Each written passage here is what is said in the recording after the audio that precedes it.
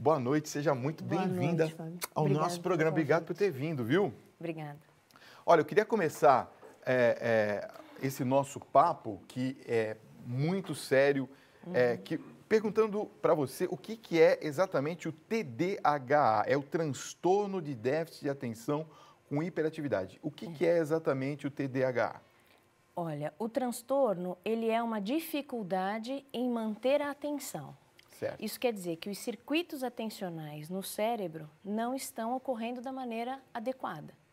Tá. E isso a criança ou o adulto tem sintomas, que é dificuldade de manter a atenção, agitação motora, dificuldades para construir uma brincadeira, para construir um desenho, criatividade, para desenvolver a criatividade, porque ela não consegue manter a atenção naquilo que ela está fazendo. Agora, quais são os sintomas que a criança tem que ela está desenvolvendo esse tal de TDAH? Então, isso é uma coisa importante, porque se a gente for focar só nos sintomas, a gente vai ver que 90% das crianças hoje têm dificuldade de manter a atenção. Certo. Né? E aí a gente tem que pensar em quais são os processos sociais que estão fazendo com que essas crianças tenham déficit de atenção. Tá. Né? Os sintomas são dificuldade de se concentrar, dificuldade de manter a atenção em uma tarefa por um longo período, dificuldade em brincar. E eles desenvolvem essas dificuldades principalmente em sala de aula, em que atrapalham as outras crianças e o ambiente escolar. Uma pergunta que eu gostaria de fazer é como que isso é identificado ou diagnosticado, que uma criança tem esse problema. Existe algum exame que é feito para que se diagnostique? Existe o exame neuropsicológico, que é a avaliação neuropsicológica, que a gente vai fazer um mapeamento dessas funções mentais. E existem níveis vamos dizer assim, de avanço dessa doença? Ou existem, por exemplo, níveis, crianças que têm um pouco dessa doença, crianças que têm... já são mais críticos, níveis mais críticos? Hoje em dia, as crianças têm muita dificuldade em manter a atenção, porque elas já estão crescendo num ambiente em que as múltiplas informações estão corriqueiras no ambiente delas, né? Na vivência delas. Os smartphones, a tecnologia de uma maneira geral, acabou habilitando essa função no cérebro das crianças de uma maneira muito diferente das nossas, né? De quando a gente era criança, em que o número de estímulos era muito menor. Então, hoje em dia, é muito mais corriqueiro as crianças terem dificuldade de manter a atenção e quando vão para... O caminho é sempre assim, Fábio.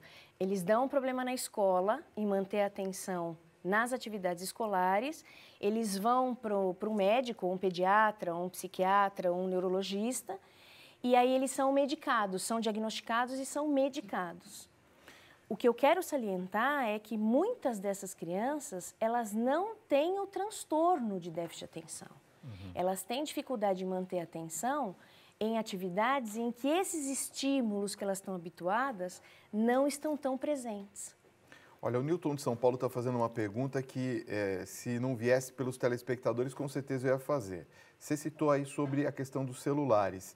Ele está perguntando se as crianças que ficam muito tempo expostas em tablets e celulares, se isso prejudica a atenção das crianças. Se ela ficar um período muito longo nos jogos eletrônicos, nos tablets, nos celulares, prejudica justamente a habilitar essa função. A atenção, ela é uma função que ela requer motivação. Eu preciso estar interessado naquilo que eu estou aprendendo. Tá. Os celulares, a tecnologia de uma maneira geral, elas tomam a atenção da criança de uma maneira muito passiva. Elas têm luzes, elas têm cores, elas têm movimento, e aí elas ficam presas, né, a esses estímulos. Quando elas saem desses estímulos e elas vão para a sala de aula, em que os estímulos não são os mesmos, né? Já não tem aquele barulho todo, já não tem aquelas cores todas, elas precisam ter interesse naquilo que elas estão aprendendo, elas não conseguem manter a atenção. Então, respondendo à pergunta, muito tempo exposto ao celular, ao tablet e aos jogos eletrônicos é prejudicial para a construção dessa atenção. Entendi. Eu queria também que você comentasse alguma coisa a respeito dessa questão da mente multidisciplinar. Porque nós vemos realmente, eu vejo isso com a minha filha. Uhum. A gente percebe que as crianças fazem muitas coisas ao mesmo tempo. Isso. Estão falando de celular, põe o celular do lado, está ouvindo uma música e ao mesmo tempo pesquisando no computador e fazendo a lição. Quer dizer, você fala, pera lá, o que você está prestando atenção, né? Uhum. É nisso, é naquilo? Isso, primeira pergunta, é bom ou é ruim? E se, dependendo da sua resposta, se for bom ou se for ruim, qual que é o grau que a gente pode medir se isso ajuda ou atrapalha a criança? Olha, as crianças que já vieram com essa tecnologia, já na vivência delas, elas têm essa capacidade de prestar atenção em várias coisas ao mesmo tempo. O problema é que elas muitas vezes não se aprofundam em determinadas situações. Então, elas estão no computador, elas estão conversando, elas estão fazendo uma pesquisa. Superficial, é isso? Fica muito mais superficial. Tá. Eu vou dar um exemplo que eu dou nas minhas aulas, que é, você lembra como você fazia com o papel ao maço? Né? Você lia um texto, você fazia um resumo, tinha que ter um rascunho, para depois você passar limpo, você tinha que prestar uma atenção danada para você passar limpo, direitinho. Tudo isso era um trabalho que você fazia da informação. Hoje em dia, a informação está muito rápida para nós. Você vai no meio eletrônico, você pesquisa tudo o que você quiser.